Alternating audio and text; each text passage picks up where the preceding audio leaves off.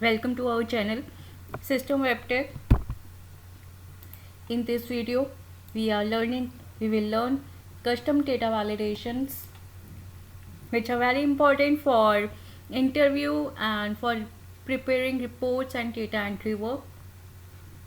Let's start. So this is the example we take. So we want to fill the names. So in name column there should be only the text, alphabetical letters, no numeric digit. So let's see how we do. फिर हम सबसे पहले cell select कर लेते हैं, data validation पे जाएंगे। Cell select करने के बाद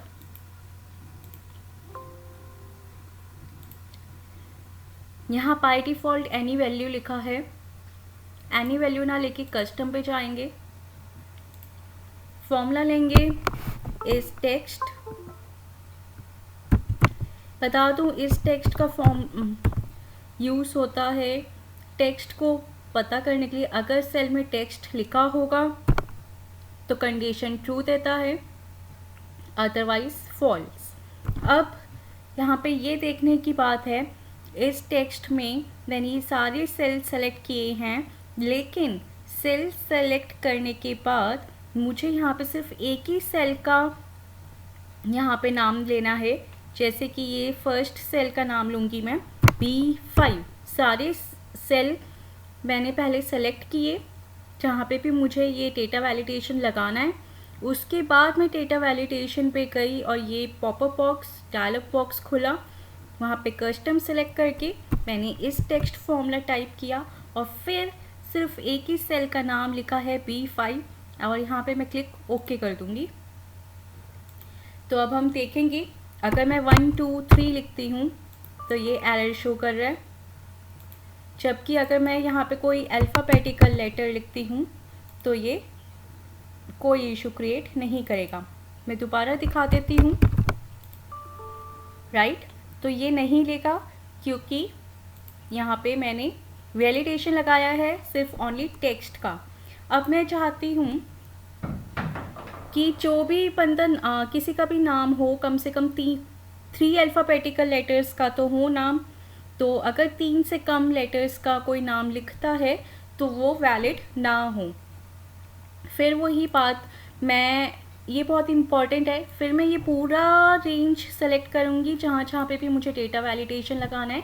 उसके बाद मैं डेटा के अंदर जाके डेटा वैलिडेशन सेलेक्ट करूँगी और डेटा वैलिडेशन के अंदर ये बहुत इम्पॉर्टेंट पॉइंट है।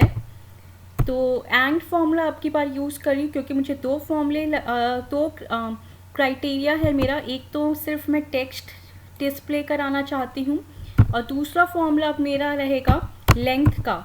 Length alien character text group formulas में ये एक फॉर्मूला होता है। अगर आपने वो वीडियो नहीं देखी है तो मैं आपको यूट्यूब के डिस्क्रिप्शन में उसका लिंक दे दूँगी, आप उस वीडियो को ज़रूर देखें क्योंकि वो बहुत इंपॉर्टेंट वीडियो होती है। उससे बहुत सारे क्वेश्चंस बनते हैं इंटरव्यू और एक्सेल में जो कि आते ही आते हैं, राइट। और एक ये भी डेटा वैलिडेशन बहुत इंपॉर्टेंट होता है जो कि इंटरव्यूज़ में पूछा जाएगा।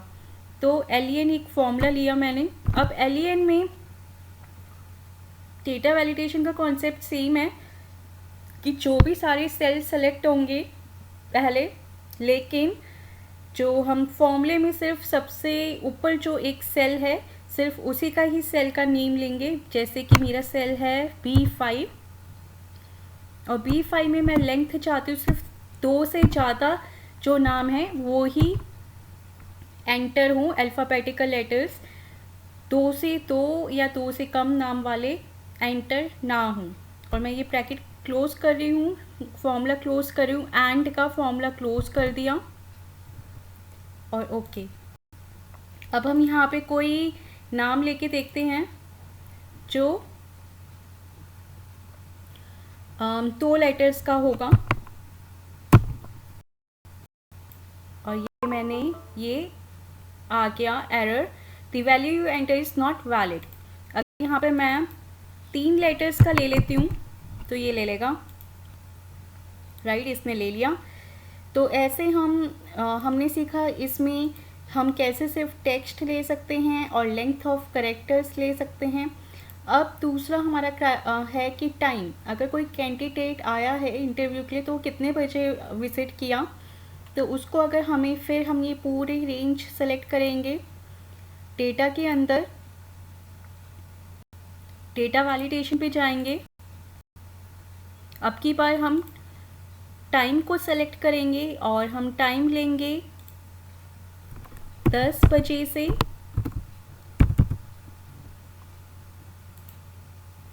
5 बजे तक, और राइट 10 बजे से और यू मे टेक 4 बजे तक हम ले लेते हैं, मैक्स टू मैक्स 4।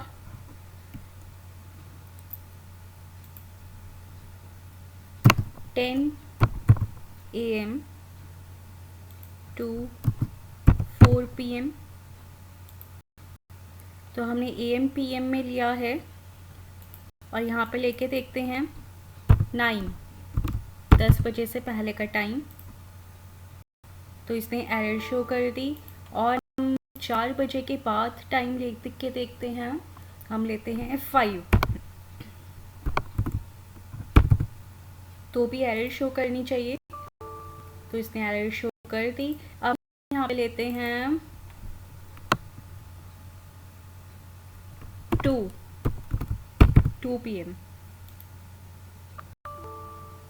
तो ये एरर क्यों शो कर रहे हैं कि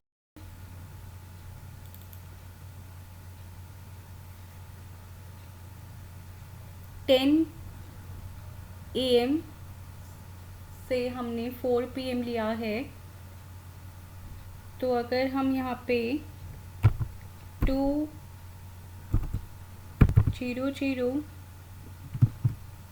AM या PM लेके देखते हैं, 2 PM राइट, तो इसने ले लिया। तो आपको यहाँ पे AM और PM मेंशन करना ज़रूरी है। मैं एक बार दोबारा आपको दिखा देती हूँ। 9 AM लेंगे तो ये नहीं लेगा, राइट।